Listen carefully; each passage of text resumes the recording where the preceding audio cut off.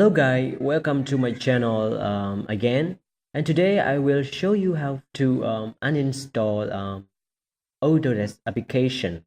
That means every application that connected with Autodesk, you just uninstall it by the way I do because it faster and easier. You have to go into Windows sign and scroll down to find here Autodesk. Click on it and it will show you many choice, but you have to choose uninstall tool.